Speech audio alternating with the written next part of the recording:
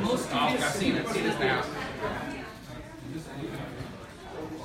What? Oh man. What is it? It's a gluten free. I didn't order it, but do I look gluten free? All right, He's on we're live. We're good. Yes. All right, guys, we are live. Perfect. Yeah. So far, it looks like. Yeah. Get closer to the microphone. It's not a great microphone. Don't worry, Steve. I think we're very loud, the two of us. Yeah. Yeah, absolutely. Especially this guy. Yeah, you're Yeah. good back here. You good back there? Sorry, I can't hear you. Me, that's your problem now, right? Come on. Well, All right, let's go. All right, guys. Welcome to Designing for Developers. This is our first official UX event. Yes, it is. All right. So, What do you want to say about UX, man? what do we want to say about UX? Yeah. That is the best part. For starters, hold on. How many people are from In Rhythm right now? Okay, so we. All right. So for the people who are not from In Rhythm, we are. We're gonna give you a little introduction on that. Yeah. So let's go around. We can do a little show. like a sales. Yeah. Yeah. 1, 2, 3. Welcome to In Rhythm. Oh my god. That's how we start, right? We rehearsed this for 2 days. 2 days. Ready? Ready? Yeah, yeah. So this is our sales pitch, right? For non-in-rhythmers or in-rhythmers who are in dev mode only, but we design ourselves. So we are basically a design thinking software company. And what we do, Jeff? Nope. No, that's Jack. That's Jack. Too much Jack. All right. What we do is we try to find the elite of the elite. We try to find the most passionate people in UX, in DevOps, in testing, and we want to bring them in here. And when we find them, we try to keep them, right? And there are many things. Pizza is just one of those. Yeah. Right? We put you guys at some of our Fortune 50 clients, some fintech people. We have a lot of big things on the horizon for us. And if you are not in Rhythmer right now, meet one of our lovely recruiters back there. Raise the hands, all right. And they will give you the longer pitch about all this. Yes. And And they're good at it. Yeah, just humor them. It's all right. They try their best. Yeah? So, to give you guys a little introduction. This is that. And this is that. Right? Yeah, pretty much. Our combined experience is what, Joe? It's 38. Jeez, yeah. We are old, Time. right? How many people are under 30 here? Hands down, hands down. So We didn't tell you to raise your hands up, right?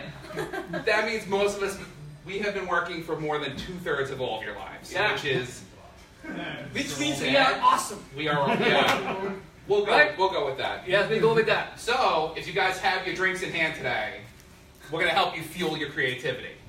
So, if you hear us say the word wireframe, take a sip of your drink. oh no, I gotta get more. If you guys hear us talk about responsive, take 2 sips. If we talk about fonts, which we sure will, but that's down the line, get you some time, take about 3. And if one of us mentioned synergy, finish that bad boy off.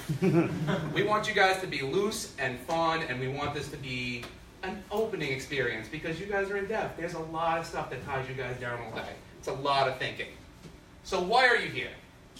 How many people have a great relationship with their UX developer, with their UX designer? May, you better raise your hand.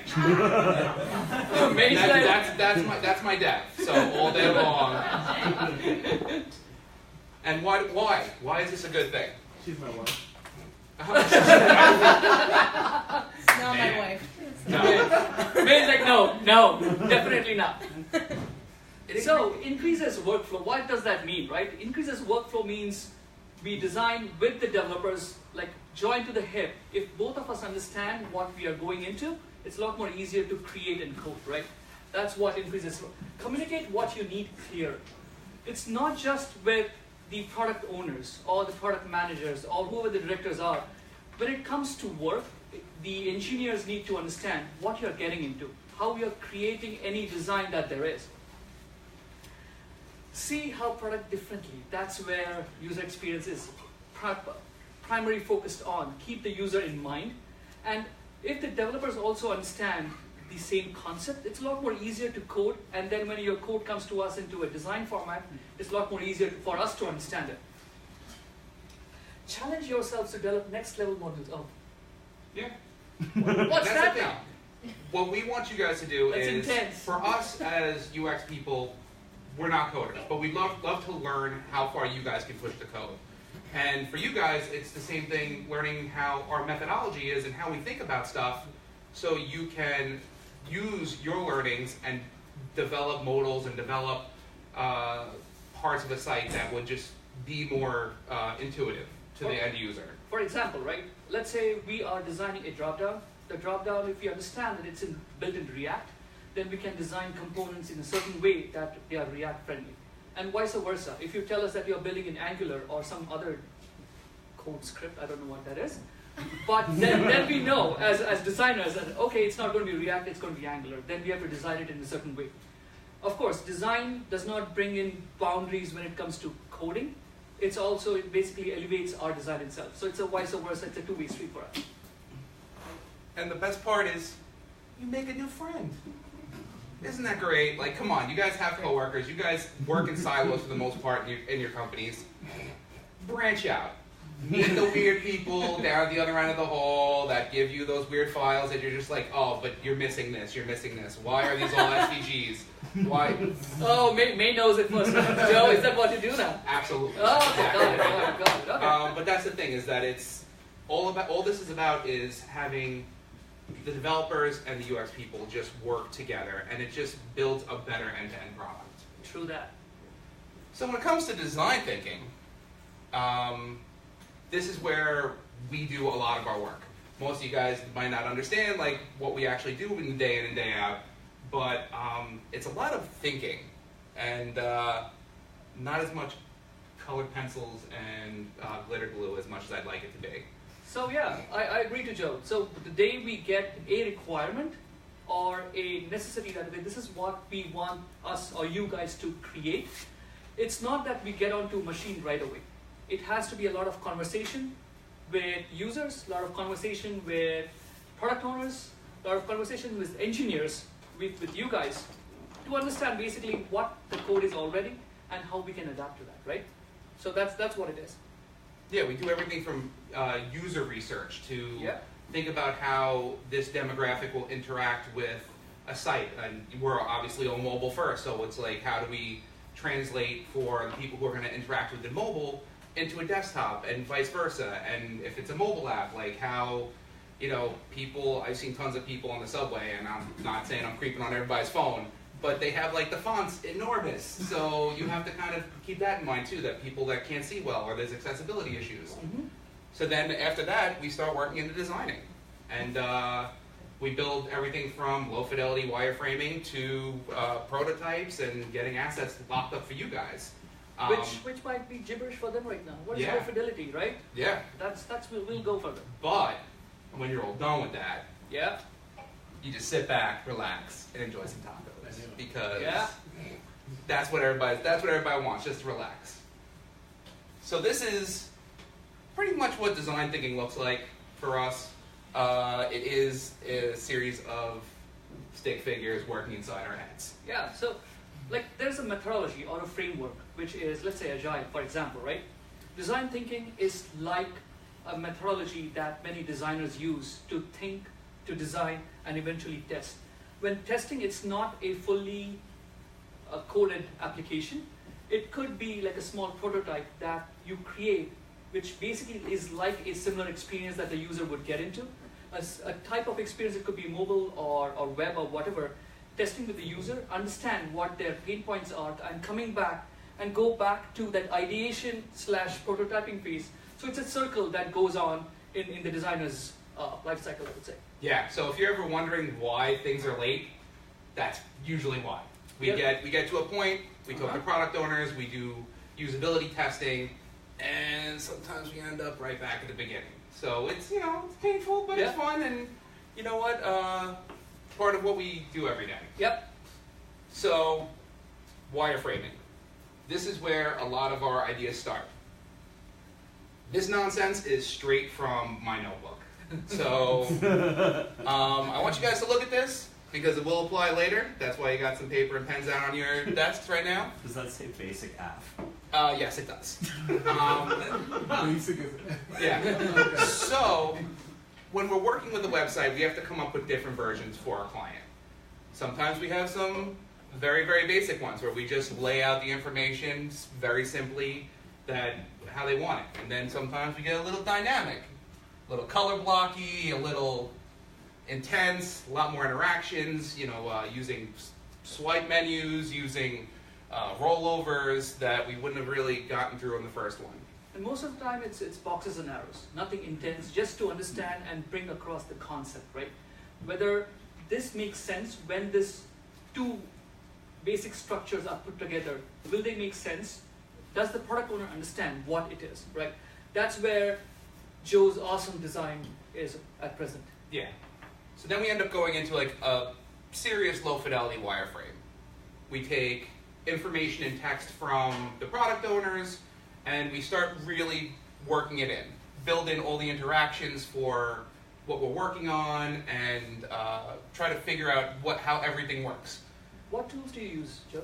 Well, good thing you asked. A lot of the wireframing is done in Sketch. I'm not sure if any of you guys know about the usual UX tools. Sketch has become more of an industry standard. There's also Axure, which is a lot more intense and robust than Sketch, but it gives you a lot. It's more used for stuff like this, where you're just doing yes. Are there any open source tools that we can use to sketch? There are some online tools. I don't know if they're really free per se. Envision, I think it's free. Envision, like an initial account, Yeah. for about 5 pages is free. Yeah. Nothing is free, my friend. And Marvel. Yeah. Marvel, again, for a couple of prototypes, it's free. Okay. Right? Try it out. They entice you in, and then Figma. Figma is free. Balsamic, again, initial ones are free. Yeah. Nothing is free. Yeah, everything they want you to test it out, and it's mainly for like, huh? React, yes, it's free. For now. We can't compete with that, really. Programmers are not. They are expensive, man. So Yeah, exactly. here's the best part about wireframing. There's all the thought and ideation that we go into it comes out here. We make sure these pages work and responsive. We make sure that they interact correctly. So when we get to the point of giving it to you guys are like, did they not think this through? What are we supposed to do after 1024, in between 1024 and 768 for a breakpoint? Yeah, so we have to think about all that stuff. Yep. And it's a lot of fun. So after this, we've got our wireframing done. Stuff gets pretty. Colors. Yeah. This is where we surprisingly still use Sketch and Axure, but we bring in tools like Photoshop and Illustrator, drawing icons, designing icons, coming through with colors and photography and touching it up and making sure that it looks as nice as it can for our clients. And yeah, And like again, I said, the design from wireframe to visual design, it might not be one-to-one. It's a possibility, right? Wireframes are basis of how the particular elements come together as a structure of formation. This is where the text is, this is where the call to action is, this is where the photograph is. That's basically it, to give an idea of how the actual product will look like, right? Layout. It's a layout, Yeah. right? It's just boxes and arrows. and our product owners tend to give us text off the bat that we think is final. Which is not. Yeah. No, it's never final, which would always adjust more stuff. So it'll end up either making a page longer or cutting out sections, and then it disrupts the flow. And- Especially when it goes to compliance. Yeah, especially when it goes to compliance. So yeah, so when you see how we work through this, surprisingly, the wireframe that you guys saw before was actually this page. So that's actually the full journey, was that low fidelity wireframe moving into this final visual design. As you can see, tablet, mobile, all figured out, works well, snaps down, and client's happy, we're happy, and we can just move on to the next exciting. Oh, so is that your portfolio, Joe? It is my Oh, portfolio. okay, It is my that makes portfolio. sense, yeah. Yeah, Okay, so got if it. anybody's wondering, yes, IBM, Yeah. that's all me. Yeah, we got it. So yeah, and like a lot of the visual design also comes into designing icons, coming up with styles for an entire page, because you can't just keep pulling stuff off the internet. It's not going to look consistent. As much as people think that's all we do is we just go to like Google and say like icon for contact us. Oh, it's a phone. Yeah, no. Everybody's got a phone. We need to kind of jazz it up and make it our own. True, because again, I think user experience is a broader term. Product design is a broader term also. What we do on a daily life varies from day to day. Like, let's say Joe and I are designing Mondays a set of icons. It might not be the same on a Tuesday. On a Tuesday, we might be designing entire page, and on Wednesday, we are talking with product owners to ideate stuff, right? And Wednesday we drink. Yes. Right, so it's a fun thing, and I think Joe agrees to me that as a designer in past collective 38 years, we never had a Monday morning blue. Like, we wanted to actually go and design. Right? My wife has asked me many a times that, you want to take an off, why don't you do that? Is there someone else out there? I was like, it's design, I love it. Yeah. And I really love it so much that I never had, like, I had to force myself to take vacations just because it's a lot of fun as a designer, and it's an enjoyable experience. Yeah, and we get the same drive that you guys have. So when you guys find out about new coding languages, or you guys find out how much more you can push React or Vue or all this stuff, we feel the same way. Unfortunately, Yep. we don't really get a lot of new tools. We've been using Sketch for about 4 years now. I've been using Photoshop for Forever. a long time. Since birth. Yeah. So, but that's the thing is that that passion. That's where there's the common ground between all of us. Is that you guys are passionate about the code, and we're passionate about making shit really, really pretty. Beep. So yeah, we're not beeping me out. Yeah. So now I want to talk about prototyping. This is really a part that I'm sure we both agree on helps you guys out exponentially. What if we give you a page that we kind of show you how all the interactions work out? What if we show you how you could swipe through, especially on a mobile app, because let's be serious, mobile apps are nightmares when you're designing them and trying to give them to people to iterate what happens over and over again. But this is where tools like InVision come in and Proto.io work. So we can just give you a quick click through that you guys can get a solid idea of our whole real process behind it. Plus it looks, how good is this slide? It just moves around behind me, it's just rotating, it's great. And it also helps product owners to get to the final push. Like, this is right before we're going to give you guys assets and give you guys basically all of this stuff to say, hey, so can you like code this by tomorrow? Because and everybody's looking at like, yeah, that's that look I hate. I know. And also it helps us for testing, right? Not UAT testing, but usability testing. So if we are testing with, let's say, 10 people, 15 people, wherever in the world, it's a lot more easier when you are using tools like InVision or Proto.io. We don't have to be in Toronto, we don't have to be in Sydney to test with local people. It's a lot more easier to just send this information over there. They can test it on their phone. If it's a mobile application, it's a lot more easier to put a small icon on a mobile phone where the users can test it. If it's a site, it's a lot more easier. But tools like these actually help us testing to the T to get us an understanding of what we design. Many a times it's not in a silo, but at least we know what we have designed, what we have envisioned, whether the users like it or no. And tools I like like those. the use of InVision in the sentence. Yeah, I know, right? So now, we got this far. Have we lost anybody? I know we had one question. Nobody else has any other questions? Just making sure. For now. For now. Because we still got a whole Q&A after, so you guys could ask tons of questions. So now we got this stuff. What are some of the roadblocks that I'm sure both of us hit?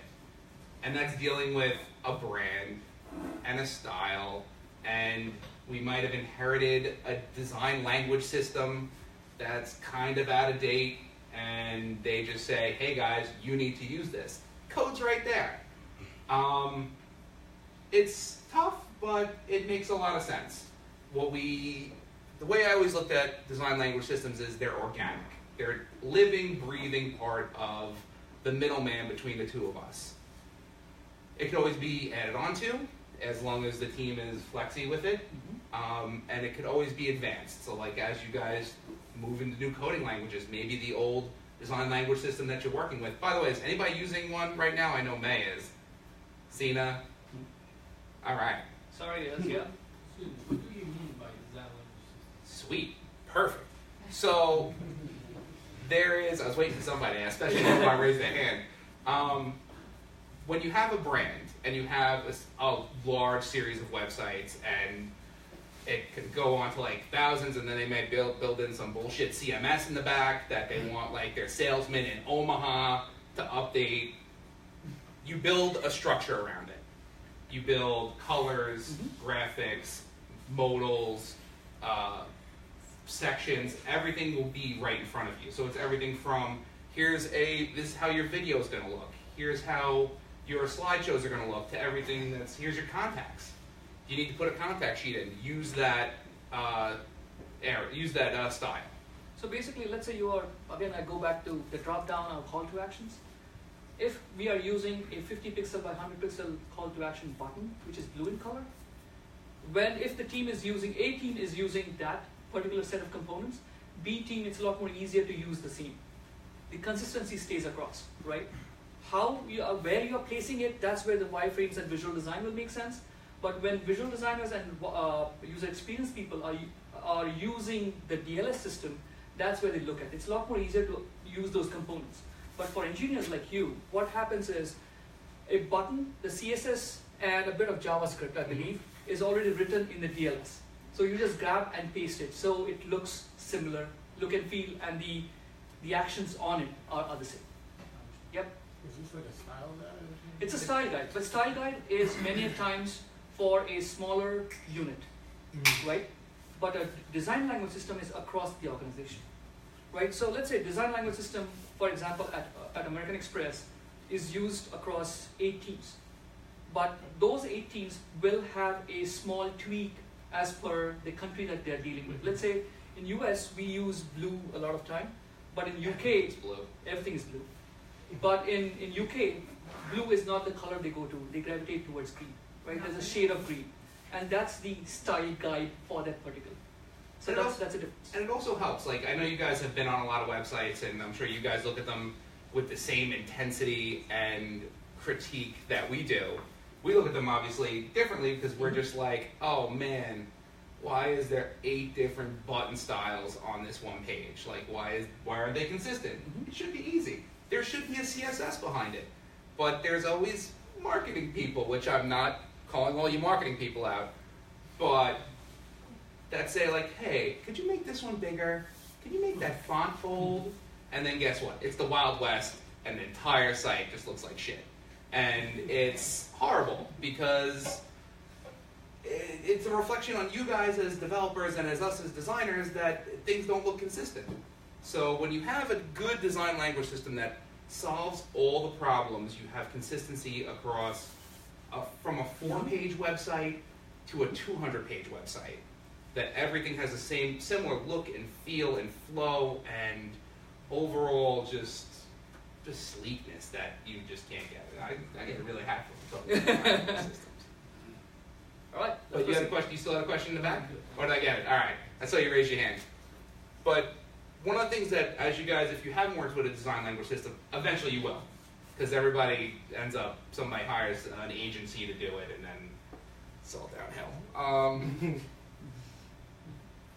So now I want to talk about the most important part about this entire journey, is giving you guys files.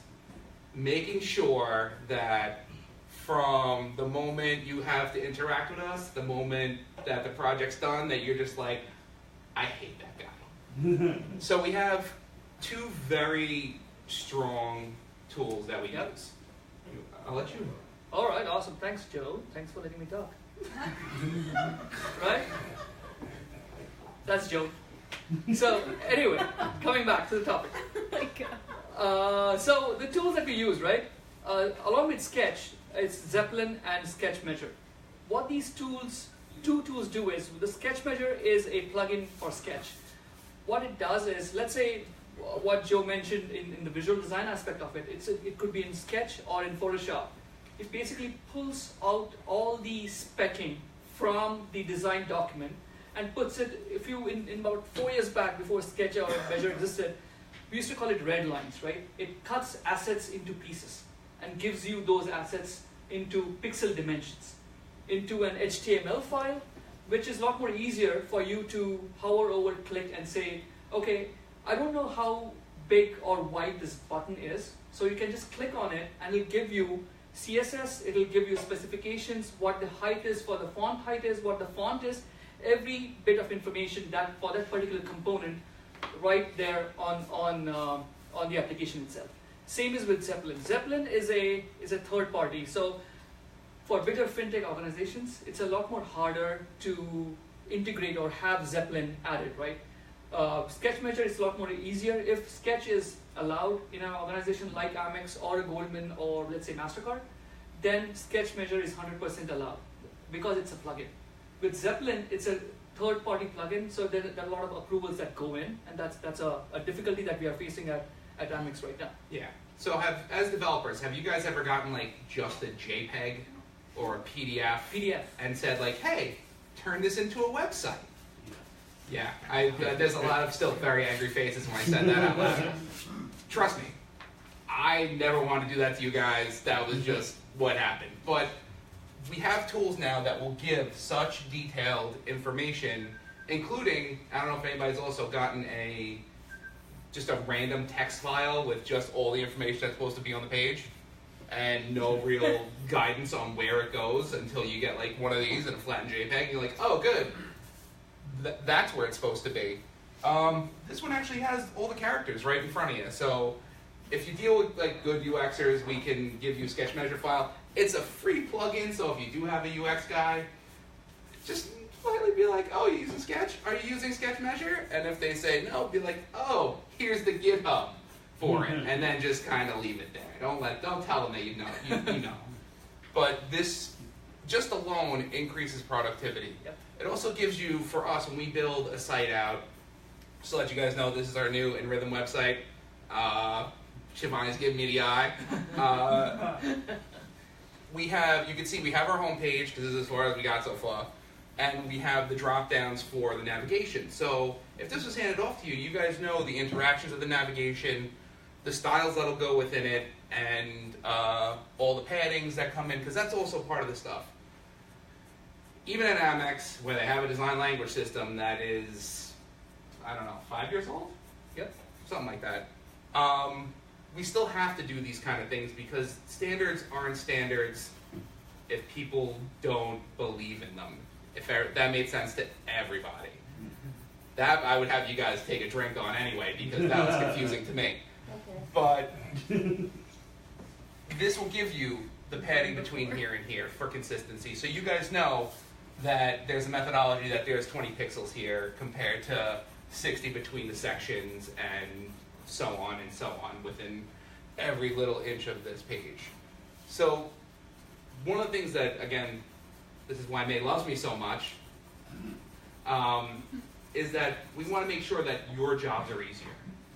There's no reason that you guys should be stressing out about building a website off of pixelated JPEG with no assets. And it's also, oh, I didn't even say that. It exports the assets. So you'll have a folder that's just called assets. And inside there are your SVGs, your PNGs, JPEGs, whatever you have for the page. This is a whole mishmash of all of it, as well as the index file that will give you this wonderful thing in mind. So when you go to work tomorrow, sit down with your UX guy and be like, hey, I want to know how you handed off these files to me in a less frustrating way. Because I saw the big fat guy yesterday talk about it. So, like we said, it's like a handshake with files. We have you guys no more flattened PSDs. You get all the information, including font color styles and everything else. It's smoother workflows, cuts time, and it also cuts back the questions that you guys will have for us. Stuff happens, nobody's perfect, software isn't perfect. I'm sure we all know that. So the idea is to make your life as easy as possible. So now it's time to grab your crayons. Maze into it. Yeah. So what we want you guys to do is do a little wireframing exercise. This is our life. So here's your client. They're a software company. Yes, Shivani. For those that don't have crayons at the big tables, you can grab them from the middle one. Yes, please. Oh yeah, please. Everybody can pick their favorite color first, and then. So you guys all know the parts of a website that can go on. Everything from photo galleries to multi-tier punch menus to lead spaces to all of it. So your client is a software company. They're very difficult and they don't give you a lot of information. They have 3 versions of their software, so 3 individual products that they sell. They have a client list of 10 clients, and they want to show every one of them. They also want to show off case studies, because who doesn't like reading that much on a page? They have a photo gallery of their events or their people, and they want to also include all this. Keep in mind, this is still a homepage. And then they have events that they want to promote. They're going to show up at, some place downtown. They're going to set up shop, and they want people to come on down. So you have to fit all of this, including contact information, because let's be serious, they're going to want a contact sheet at the bottom because everybody needs to get to the page as quickly as possible, and send emails to recruiting teams. Right back there, guys? So we give you about 10 or 15 minutes to bang through this. Hey, if you come up with 4 or 5 options, go right ahead. If you come up with one and you think it sucks, still finish it off, because we're going to come around and we're going to talk to you guys. We want to put them on the fridge and in rhythm here, because we want to make sure that Shivani gets to see how well people do when they come to PLT on a Wednesday, and we got a lot of stuff going on. So have at it, guys. Discuss with your people around you, because I'm sure you guys all have different experiences. You guys might see things differently, and have fun. I can't wait to see it. Woo! So have at it. Yes. Questions, yeah. Oh, hold on. You have questions about the client, Shivani? No, I just want to know. Does it need to look pretty, or can you kind of, because my crayon. No, don't worry about pretty. Don't worry about it. Did you see my drawing before? It was the prettiest. That was what 90% of it looks like. Sachi. When you say 3 versions of the software, like pictures, what is that? Think about it. It could be any. That's literally our life. Yeah, exactly. It could be, We are told 3, yes. yeah, software is virtual. It could be one logo with a light, medium, and hot on it. It could be stuff about development, stuff about design, and stuff about events. It could be anything. That's how people come to us with. So you figure out nice ways to present it. Will you present it right off the top? Like when you come to a page, it's right in that main area, in that hero space. You stack those things up. Do you take a couple seconds down, drop them right below? Do you find a way to stack all of them together? It's mind-numbingly annoying, but it's a lot of fun, because when you start figuring out ways to do it, you have to think about how the user would interact. Yes? Is this mobile? It could be mobile. Could be mobile. Everything's mobile. Let's stick with desktop, because I don't want to have to worry about you guys drawing like a 90-foot sheet with all this information on it. See that? How much do we like this one? Well, it depends on whether you work with the client or you want to work. No, Hey, it's a serious question. It doesn't matter if you like the client, you respect them. Great. How much can we push back on requirements? On requirements are set in stone. The product owner has come to you saying that this is what the client wants.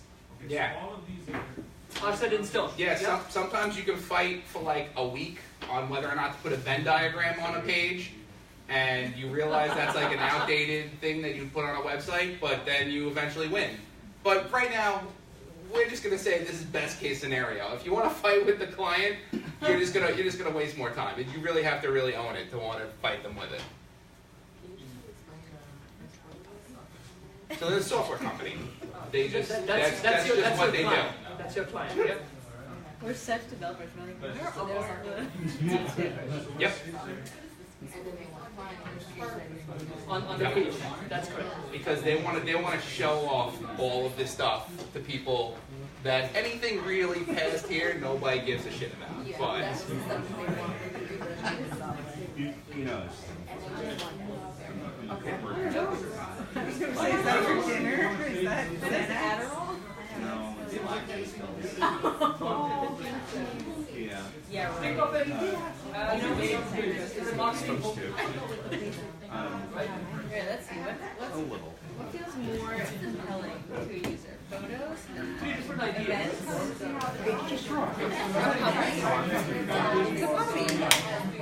No, three versions of the software. An example. Welcome. Yeah. One version. Yeah. Yep. You're going there. Wait up. One. For all you watching at home, those are not my drawings. Think of an example, right? You have to slam all that into a Wait, who are the clients? We don't know who the clients are. What's that? Add a photograph if you want to. You got it. Yeah. Sorry. Oh, really? Think about it. So, client was a 10 photograph. Think of 30 photos. How will you figure out to show those 30 photos? You know what I mean? I should tell me. Why not show you? Yeah, absolutely.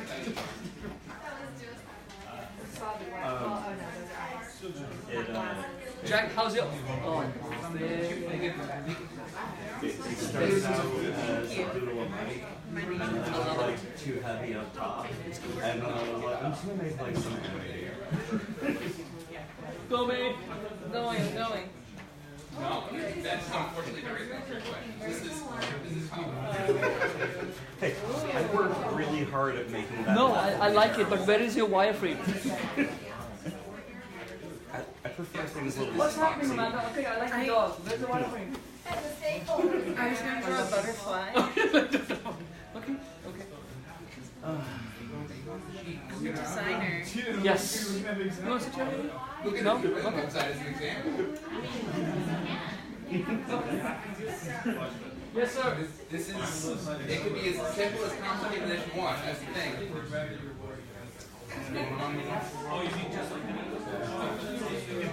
What? I love how you knew what that was. Just like, You don't understand, like, this is what drawings look like. They show you books, this nonsense. Ooh, you're getting actually fancy with like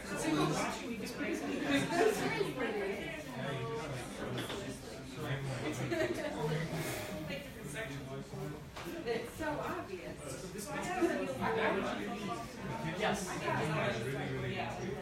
No, you were right. You were the first one. You were like, Well, that's what this is. Right. Continuous scroll, is that your thing? I wanted to eat. I think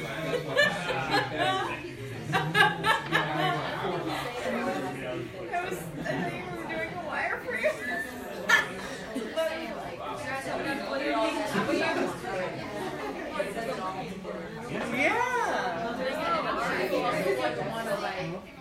Definitely what I was going for.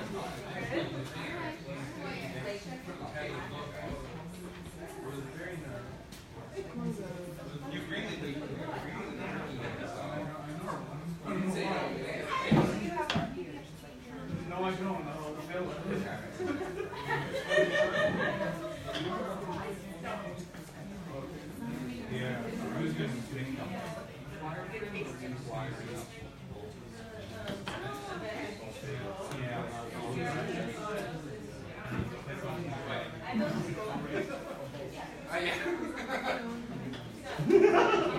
Yeah.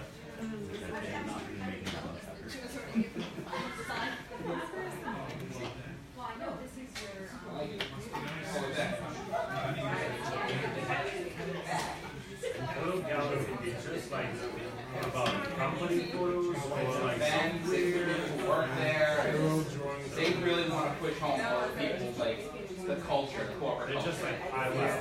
Yeah. And This fits in. how many and the best part of that, how many people are you know around there that look good and work good and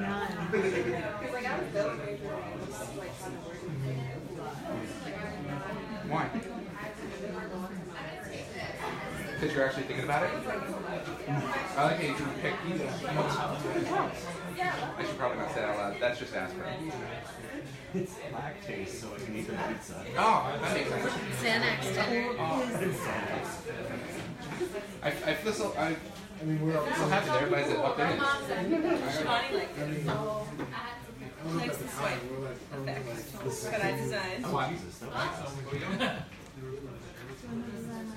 This is the cake. It's okay. Climax. This is what you think about. You think about websites you go to. How many times have you been to, This is the scroll. I hate to say it, like Microsoft's website when you have to update or you get like Windows 10, I don't know, Yeah, it's what's called the Art. Windows version still on? 10's still on, right? Like how they're coming out, or like when you see like an iPhone or like Okay. a Samsung Jack, I have, can show you something. they always have levels, they always have I know. different ways of promoting their shit. Yes. Yeah, like In the Boston. clients that they work with. So like, In over Memorial Day. logos are Like, fine. the scene, I'm doing like Logos usually work because they're visual and people.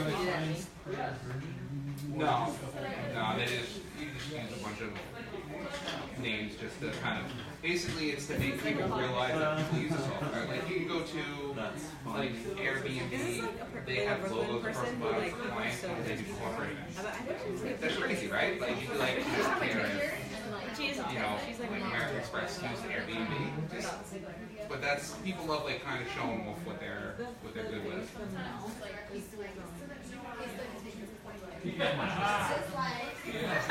I mean, Might just get a bunch of text and say, hey, here's our case study, and then our job is to find imagery that looks organic and looks unique with it. Yeah,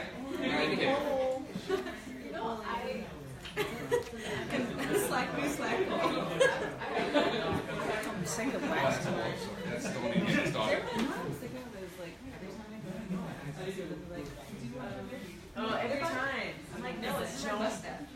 like, I don't even know. But just I have a special tool. I cry.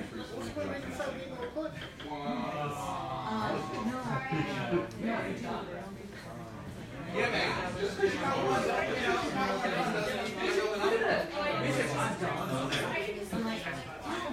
Yes, they asked me if they should write my face. Oh, we should.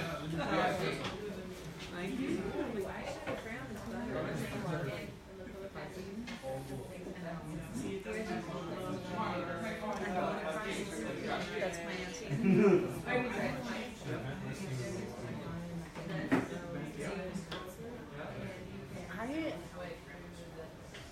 I'm kind of used to it now.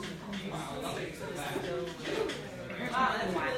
But I just got feedback. Thanks for great. I just told them 3 times, like, Right? The sketches. right. That would be all. When you do the actual vibrating. What was it done? Yeah. It's on.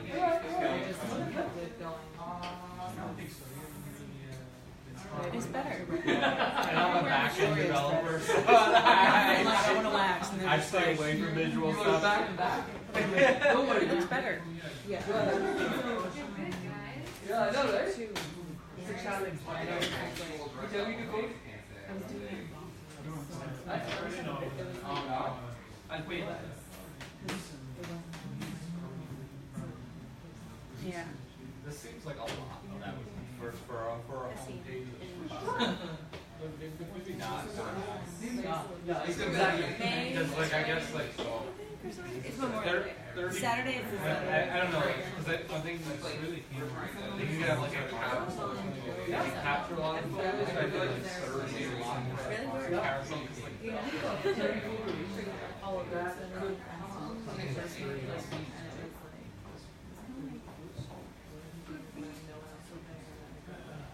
Yeah. We should probably just do it, right? Outside of Boston. Yeah, we could. Except that. 30 photos. And my brother went to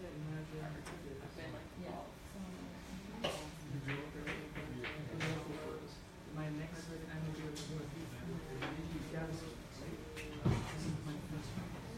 That's nice. By the mall.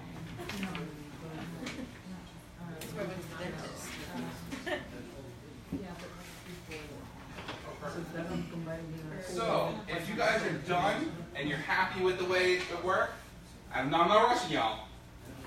Feel free to come tape them up on the wall, because we're going to do something that a lot of us art students have to deal with quite a bit. It's called an on-site critique. And we're not going to be thinking it's not going to be bad, but it's going to be talking about what you guys see and how you guys feel the interaction will be with it. It's right here. It's nice. I like it. It's far from the city. Or like from the city. Yeah, let's go right down the wall.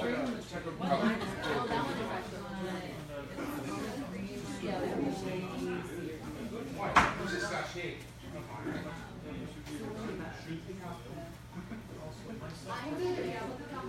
Yeah. Let me continue. Where do you want it? Let's have a collective one. Yeah, no, we're not going to do one by one. That would just be awkward. Yeah, because this is how we figure out how much you pay attention and how much I got that too. That really? Yeah. you. They were like, I don't see any they difference. were just like everyone. No. Right. And I was like, no. I love you. You guys like, oh no, I'm an individual boy. But it was weird. I was like, I figured if I'm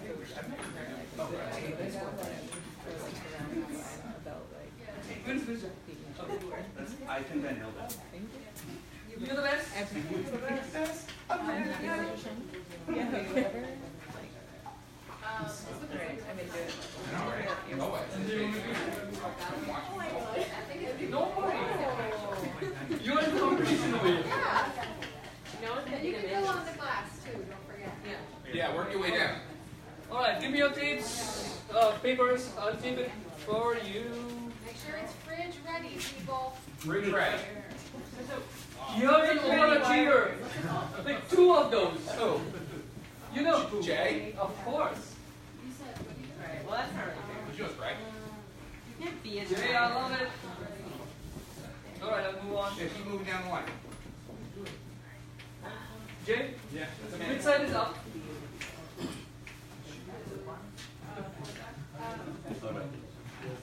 Oh, no way. I wasn't sure.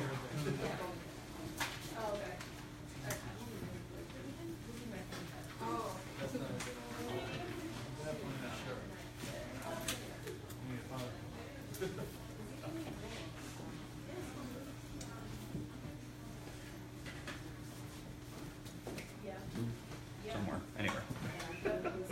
Sit down. How you guys doing? You done?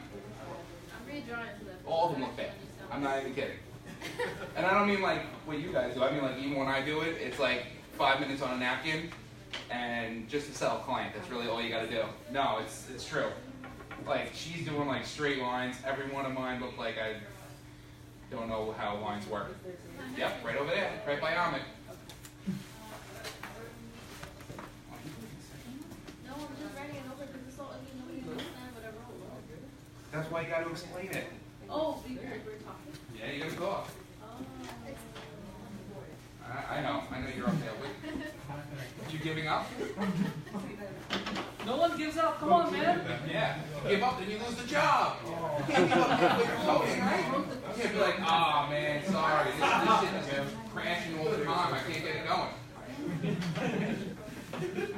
We all know one backslash can just screw everything up. Even as designers, we know that. We know that it's just Oh, backslash, you're getting fancy. Semicolon. semicolon. A dot. I just tried a dot with a break the whole. Awesome.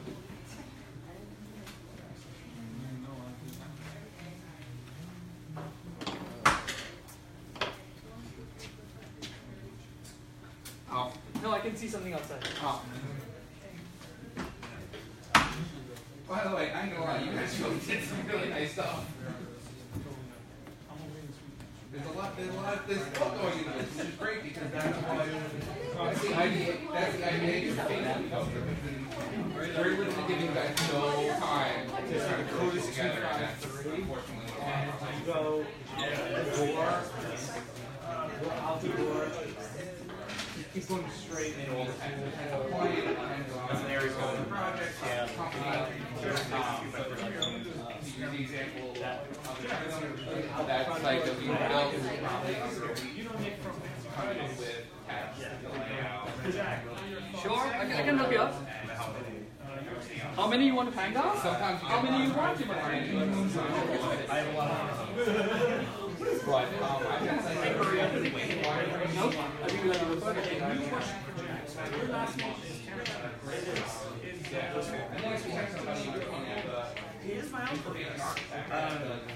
We'll put up hang up both. No.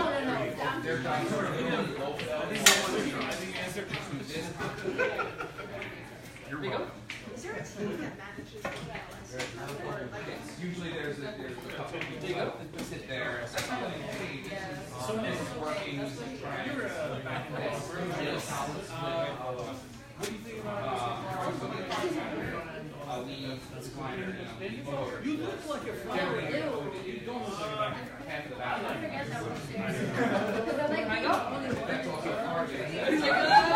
Don't want to really. Why are you saying it's cool? They really made it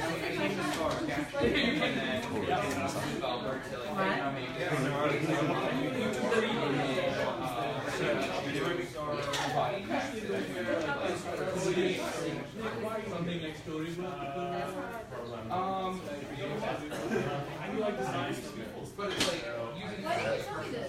No, it's okay. I got my Christmas Sephora. and you like to do everything from this type of module. Guys, are we good? Should we Like start? 10 out. Mr. Backend Developer, are you okay? It'll give you side of the image that it should be, side of the fonts, spacing in between. It's there. It's like, This is the fridge. Yes.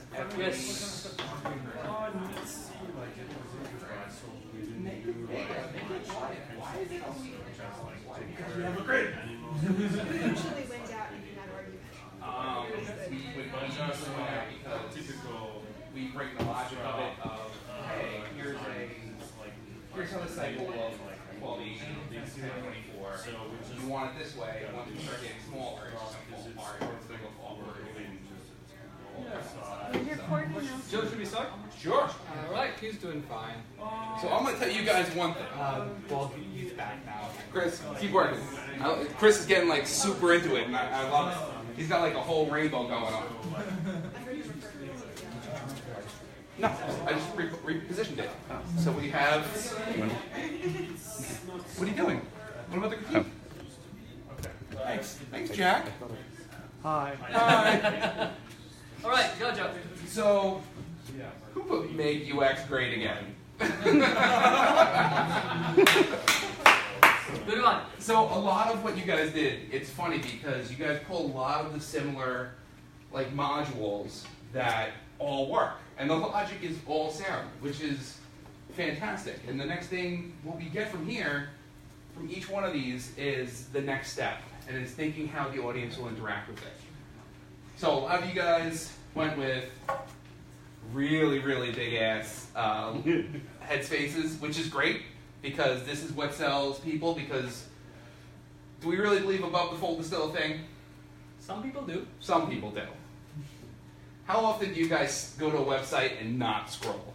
Just immediately. Yeah, you just I do. It's just I get there and I'm already. exactly. So that's the thing. And a lot of what a lot of you guys did was you were thinking of the full page and the full flow, which is awesome. And one of the things that some of you guys did is you guys even went into some of the menus, doing drop downs, doing those interactions. I think somebody threw in a hamburger menu, which is great because that's another way of like trying to figure out ways to save space, keep it clean, and have it just work, which is scarily the simplest part of our job. Just make it work. Who put their age up on you? Joven, where are you? There you go. I love it. He put his E backwards.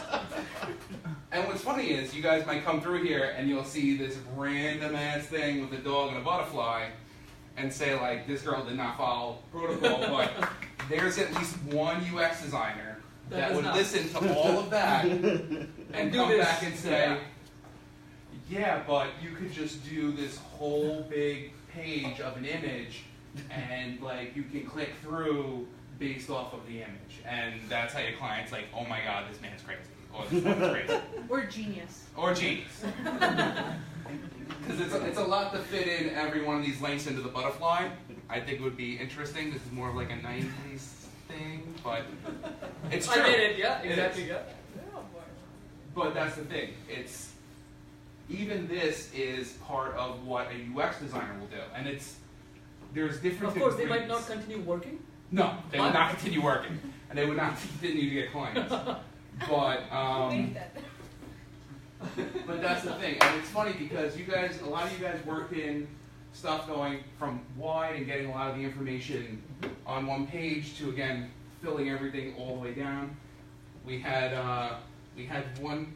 Oh, so here is your UX designer that felt the need that, you know what, we're just going to do a video module for your entire. Where's Jay? I know this was Jay. Yeah. He's in hiding right now. He's in hiding. Jay, what's with the full video module? Oh, I like film, so. Tell a story about what this software is about. Legit. That's exactly, and this is what I'm talking about. He's the butterfly. That's who Jay is. No offense, Jay. Got the glitter glue. I know, I got glitter glue on my fingers now. It's going to be weird when I'm in the subway later. People are going to think I'm working. Which is fine. It is fine. It's fine. But that's the thing, and it's funny because when I was watching you guys work, and I don't know if Amit can attest to this, I think each one of you are pulling from your experience. You're pulling from what you've done on sites, what you've seen worked on sites, and sadly, that's what we do. And we've been doing this for years. So we still, from the moment we look at that original, very outdated Amazon.com site that, let's be serious, its UX is built for one thing and one thing only: adult ADD. You go through, you fall down a pipeline, you order underwear, Tide, Cliff Bars. Let's not get specific. It's okay. It's all right. We got it. We got it. Whatever. That's It's what showing we're up at my house showing last tomorrow. It's night. getting prime tomorrow. But with free 2-day shipping. Exactly. But they don't have to think about their UX as much as they do. They make very, very small tweaks. And that's the experience that we pull in, and we would definitely make, I'll probably steal a shitload of these things from you guys at one point or another. But that's the thing. Amit?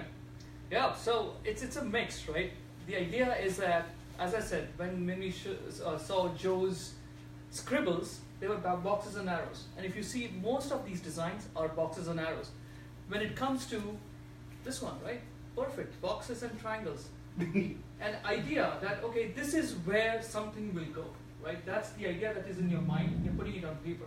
What will go in is going to go when you design in Sketch. When you are pencil on paper, this is what you're doing. Okay, I think they mentioned about client list, 10 clients, right? I want to show 10 clients, and all those 10 clients will look like this. That's one variation. But there is another variation of clients to be shown like this, and some people have used carousel somewhere to use those. So concepts can be many, and they can be tweaked accordingly, right? And that's the fun part of still, as designers, even after so many years of experience, we still use pencil and paper, always, all the time. Even if it's a simple concept, they tell us that, okay, we want to do a small tile, it has these 3 elements, we still won't go to the machine first, we'll go with pencil and paper, right? And I think even with the new age kids who are coming out of college, they are forced for first year to use pencil and paper, then technology, right? And that's the basic idea. Yeah, and I don't know if Amit does this as much as I do, I love taking a product owner in a room and saying, let's work this out, just like this. Like, I'll go to a whiteboard and I'll be like, here's how you want this module to work. This is how the interactions will go. And hand draw it out, because it's the first step, and it gets that understanding of this is how it works. Like, even looking at every one of these, you guys wrote interactions in and how everything is supposed to work. So if I wasn't supposed to know what was going on, I could still look at it and say, oh shit, that's how it's supposed to work. And none of you labeled them like basic as fuck, but let's be serious. Sometimes you have to build something basic to find the end result, which is a lot more of an elaborate thing, or a full video module. Jay. But yeah, so I think this was a great exercise for you guys. I think you guys should do this in your spare time because it also helps you guys develop stuff for code. So you guys see a module in your everyday life that could use some tweaking. Brainstorm it. And you guys have the knowledge of coding it out to code it out simply and then say to your UX guy or say to a design language system head or engineer and say like, hey, so I made this. I think this will work better. This will flow better. And even if it's your side project, right? If you are doing this, at least what's in your head is coming out and you're seeing it like a physical object of it. Then you can say that, okay, I'm coding. Then am I coding it to what I saw, what I think, what I imagine? Or am I not, right? So the sketches like these have helped engineers out also. See? See? Yeah. No, not this. Beyond. So yeah, so we got this far.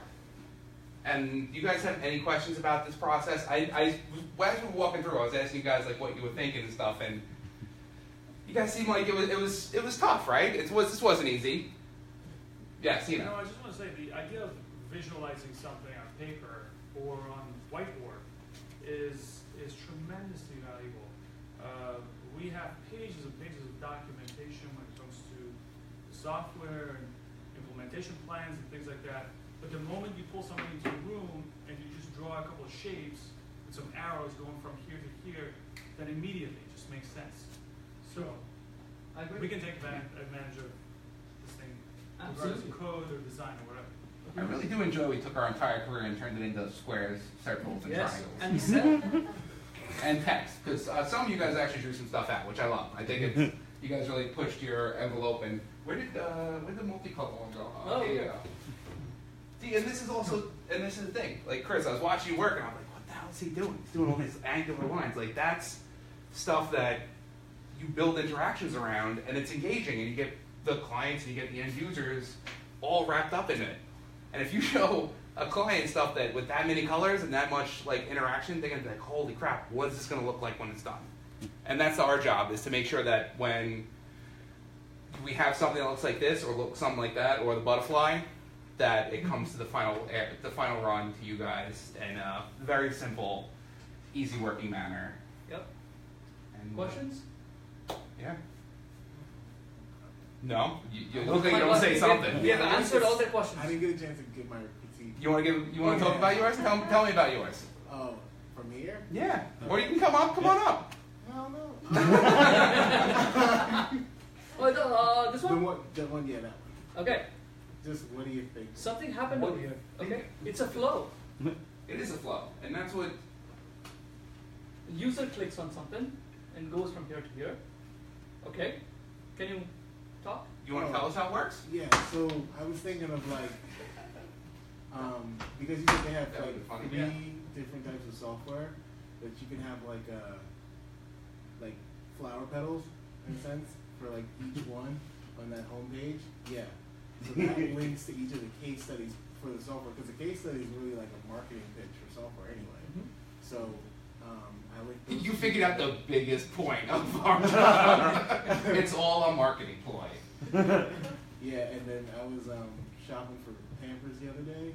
No, yeah, Pampers the other day for my daughter. And Oh, okay, good. Yeah, I'm glad you. Yeah. Like, where does he go? Pampers for my daughter. All right. In rhythm, behind the music. So, yeah, at the bottom of the footer, I noticed like a lot of companies like to throw just like, hey, these are the people that are behind us on the bottom. So I just did that. But at the same time, if you clicked on any one of them, you would go to their individual client page that I have up there. Yep. So I was thinking of that. And then if you click on the case study link on the home page, you were mentioning something about consistency. So I made each of the petals from the home page the same color as the links that are on the case study page. So I guess that met, because I was just thinking about what you said during the presentation. I said, okay, if I fit all this in here, this should work. And then this I made is the why we had a calendar- lot of crayons. Yeah, and then I made the calendar like an annoying chat that people have on their website. So on the bottom right, it's like, hey, my name is by pencils or something, and you just know how to like click on the X on the right. Because no one cares about the events. Yep. If I cared about it that much, I would look for it. So I just add an X button on the calendar. That makes Sweet. sense. That's thinking a lot into it. You really were thinking of, and this is all for Pampers? Yeah. Jeez. Okay, anybody else want to I talk think to talk you about might. theirs? Yeah. Hold on, Shimani. You didn't draw one. No, I did draw one. It was in my head. Oh, me saying that the entire thing was in my head? I get it. No, what was in her head? You're designing it. Yeah, I know. Right? That means I'm going to get an email later. Yeah, That's a great idea for a exactly. website. So I have a question in terms of just, because this is great. Like, you sort of visualize it, you get everybody on the same page, but design is so subjective. When you put everything from that form into a computer and like you actually have a design, how do you close the gap? Because everybody's going to have really different opinions, and really some people are going to have these really strong opinions. For example, the flower panel. Love the idea. Somebody's going to have their heart set on it, where it's like a major stakeholder. Whereas like having just a list of it, how do you kind of close that gap when design is so subjective? It's always a give and take, right? And I think one of the hats a designer wears is of a sales guy, Yeah. right? Sales, it's always sales, right? Because you have to sell the concept of what you're designing. And as long as you don't feel that you're not, of course, designers are not artists. Designers are designers, right? They want to sell stuff. Artists, they can do a Mona Lisa and, okay, this is what it is, go ahead. The problem with designers is it's a good and a bad, right? It's always a give and take between. As you said, a product owner, product manager will come and say, I want those petals in because the client likes petals. Now, how to put those petals in such a way that is aesthetically right for that brand is something that we have to go back and forth. And that's where the bridges basically cross over. Oh, I'm an artist. Okay. Don't get it twisted. Look at him now. But it is true. We do have to find put our personality and humility aside for the greater good of the client. You can't be sensitive about any of this. Yep. That's kind of what I'm sure you learned in art school, and that's why these critiques are a lot easier than what we probably went through in college, because there's like, yo man, this is not good, nobody likes any of this. And it helps you build that range, especially when it comes to dealing with clients. Even if you work full-time at a company, there's going to be people that be like, yo, I don't like it. That's fine. We can usability test it, we can do a bunch of shit with it. But if we have a solution for it and we can sell it correctly, jackpot. Sounds like a compromise between the two different parties. Like down the line, one party has something lined up, design and plan out, and then the considerations of what the business roles have to be, what the end requirements are. Seems like somewhere along the line you'll have to, like you said, make that case to see what is beneficial for the people who are going to deal with it the most, the end users, the people who want to be at your site. So it sounds like down the line, some designs will have to be circumvented or compromised to fit this idea, or it's like, okay, let's go with this color because we can make the argument that this could work out. So judging by all the wireframes, not everything's going to be in product and not even the requirements, so to speak. So there's always going to be something that will go throughout the window. Absolutely. That's why we have notebooks upon notebooks of these things that at any point we can kind of pull from them. One of the previous jobs I had, we did an entire whiteboard wall that I gave the designers just free reign. You have an idea, throw it up on the wall. It might not be used today, tomorrow, or a year from now, but it's good to have it out there. And that's even, like, if we had a real client for this and we had them walk through this, odds are, and I'm sure you could admit to this, they'll just pick piece, and we'll build a site from this, from most random parts, from the hamburger menu to the butterfly. It could actually end up on a site. But that's the thing, is that it sounds horrible. There's no bad ideas. It's just stuff that's not used now. Like the coding, I don't think it says flex because if it don't work, it don't work. You're just gonna have to keep retooling and refactoring until it works and loads quick and everything else. So, yeah, our job is a lot of. It's back and forth, give and take. and though I said Monday morning blues never, it's always a fight, right? Because how to convince the client is always important, especially in the servicing industry that we are in. Is the client, we don't want to say client is always right. The client understands the user, they think in their mind pretty well. The problem is they don't, right? They look at data all the time that, okay, this customer base is doing 60% good. But why are they doing that good? What is happening on the site that's making them come to the site is something that we need to understand through research. So it's always a constant back and forth on it. And one of the points we really didn't even touch on when it comes to selling good design is if your company's up for it, doing A/B testing. Does everybody know how like A/B testing and how it works? Like 2 different ones. Yeah, Yes. two different variations, and it could be as simple as like we have the same page with 2 different color buttons to fully dramatically different experiences. And if you ever had to watch usability testing, it's mind-numbingly boring, but you get such insight from it when somebody says like, oh, so I came to the site and I clicked here, and then I didn't want to click on anything else because I feel like this was most engaging. And it could have been anything from the way the words were to the color on the icons. So it's very interesting to get in the mind of the end user. And actually watching them go through it and say like, I don't like it, is like, well, you don't know what you're doing.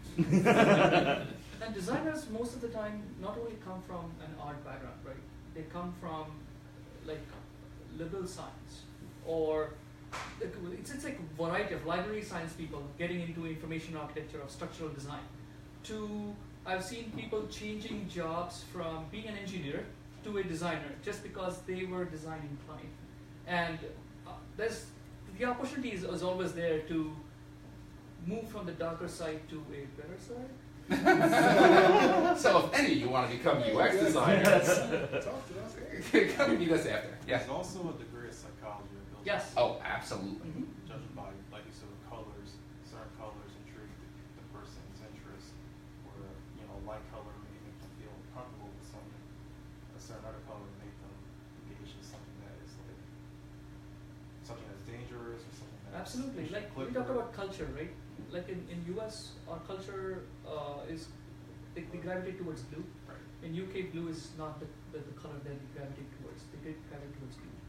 So we have to look at that. In Japan, we tried blue and green, and it faltered really bad. The design was the same story. Like in US, we feel that the design has to be clean, less clutter. In Japan, is exactly opposite. Though there are forms, they want 50 things around it. Same as in India. Same story. Is that why everything is built in Ruby? Yeah, they're like, we've spent $50 million on it. Why is it so much white space? Like, come on. The users want it, right? But it depends on cultures. It depends on zones, areas where the product is going to be sold up. Yeah, and if your product caters to executives, to soccer moms, to anybody. Yeah. If you're catering to kids, like I don't know if all you guys paid attention to like the whole big. I'm sure you all use Snapchat, like the big redesign on Snapchat, and the big backlash they got on it because people didn't understand it when really all they did was you swipe left to get one place and you swipe right to get another. The idea is super simple and it's made to be accessible, but if the users aren't used to it, you're going to get backlash. And you guys are way young to deal with the many iterations of Facebook that came through, but I still see them in my on this day that like, hey, Facebook changed their UX. Everybody lost their shit. Where is this? I can't get to my feed anymore. It was a button that said feed right at the top. It's right there. But as people, we overthink everything.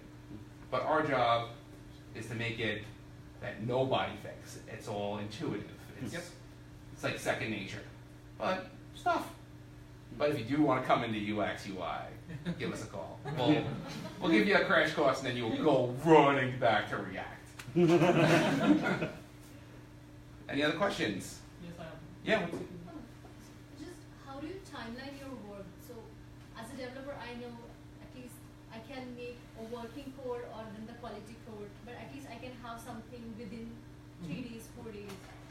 But how do you timeline your work? Because it's based on the idea and So that's what we talked about. Designers, and there is a difference between artists and designers, right? Artists can take their own sweet time, look around, the sky is blue and all that stuff.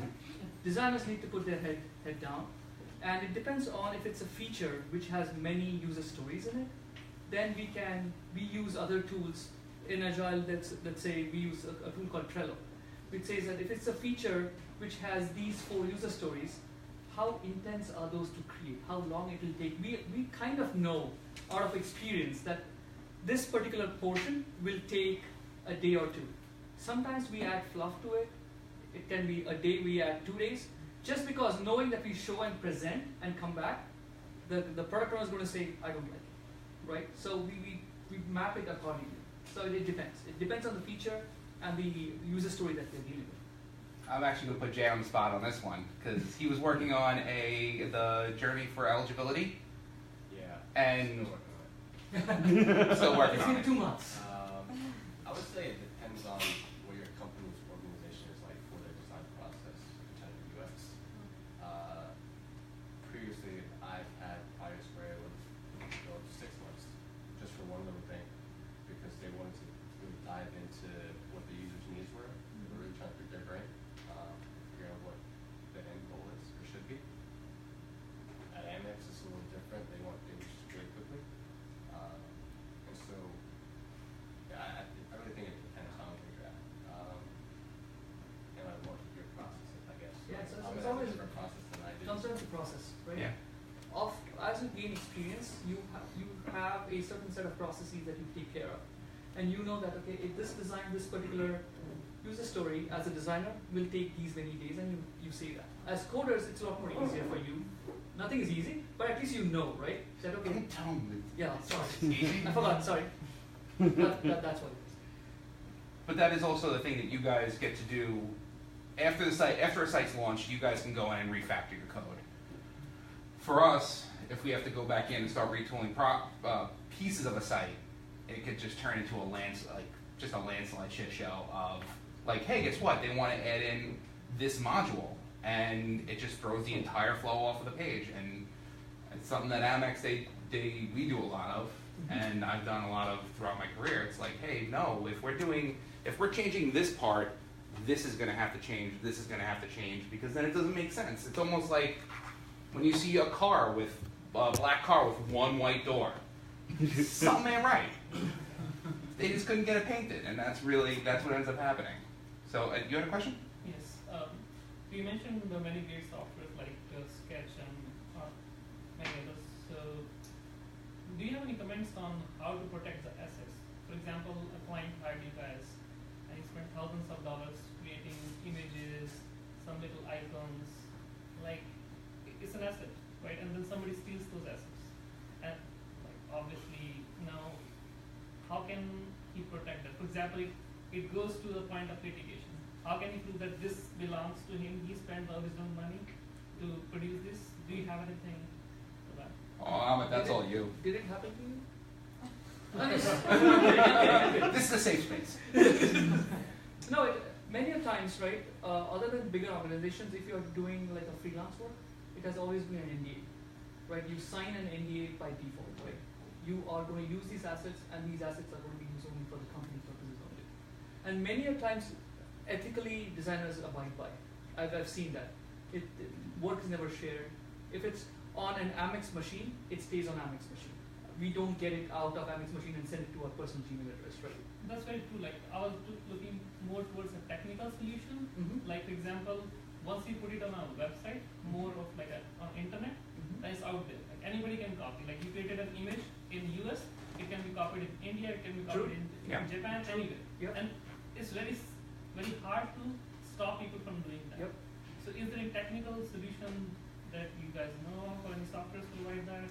Unfortunately, the internet's the wild, wild west, man. You have a nice full width image that somebody likes, and it's a family, and they have the company that has a very similar thing. They're just gonna go right in and steal it.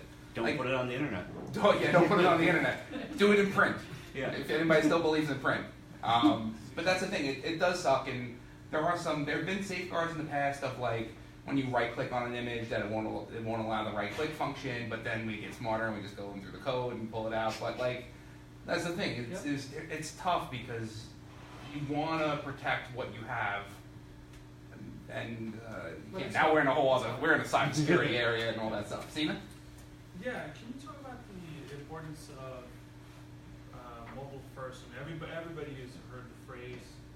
If I could tell you how many times I get CSS come my way, and it's desktop, because that's the nicer thing, and you can fit more content on there. What is your thought process? So many times, especially in an Amex world, right? Everybody likes to think that I understand mobile friendly, but can you talk a little bit, because there's a lot of programmers here. Yeah. Why mobile first Mhm. is so critical Mhm. to think about that first? Mobile first has become critical in the past 5 to 6 years, right? It's become more because of various front-end tools that enable that, like React. So what it does is basically that many people are using mobile as their primary mode of communication, interaction, information gathering. It has become a go-to benchmark to design also, right?